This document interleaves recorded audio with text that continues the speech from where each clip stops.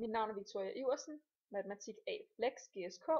Jeg vil som en del af modul 5 opgaven gennemgå sætning 4, løsning af den logistiske differentialligning. Sætning 4 fortæller os, at samtlige løsninger til differentialligningen y mærke er lig med a gange m minus y gange y, hvor a og m er positive tal, er funktionerne med regneforskriften y lig med m over 1 plus c gange e opløftet i minus a gange mx, hvor c1 er en vilkårlig konstant. Det her er sætningen om den logistiske differentialligning, og jeg vil prøve at se lidt nærmere på den her logistiske funktion, som er løsningen til differentialligningen. Jeg vil starte med at undersøge min konstant m. Hvis vi forestiller os, at vi for eksempel har en funktion over bakteriers vækst, hvor tiden er vores x-værdi, så kan vi lade tiden gå mod uendelig og undersøge, hvad der sker med vores funktionsværdier. Hvis tiden går mod uendelig, så vil den her potens også nærme sig uendelig. Da det er en negativ potens, jamen så vil det her led e i opløftet i minus a mx vil nærme sig 0. Derfor vil c gange 0 også nærme sig 0, og vores nævner vil nærme sig 1, og derved vil hele vores funktionsværdi nærme sig m. Det vil sige, at vi kan sige, at y vil nærme sig m, ved x nærmer sig uendelig.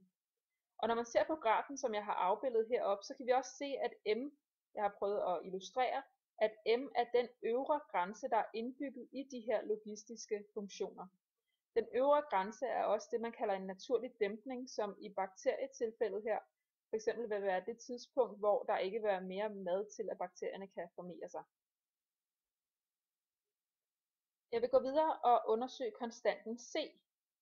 Hvis vi har en positiv c-værdi, så vil nævneren ligge i intervallet 1 til plus uendelig, selvfølgelig da det er positivt, og funktionsværdierne vil derved ligge mellem 0 og m.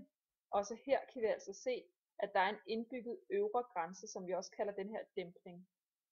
Hvis vi har en negativ c-værdi, så vil vi have en ikke-kontinuert funktion, som jeg har tegnet hernede, hvor vi har vores m, som er den dæmpning, der også ligger naturligt. Her er det så en negativ vækst, der vil være. Den vil jeg ikke komme nærmere ind på her. Og hvis vi har en ændring af vores c-værdi, så vil vi parallelt forskyde grafen langs x-aksen. Hvis vi ikke har en c-værdi, eller hvis c-konstanten er 0, så vil løsningsfunktionen kunne være yx lig med m, så vi også har den øvre grænse her. Jeg har ydermere tegnet vores funktion y mærke af x, og hvis man ganger ind i parenteserne her, vil man se, at vi får et andengradsligning, som fordi den har et negativt fortegn, vil have benene nedad.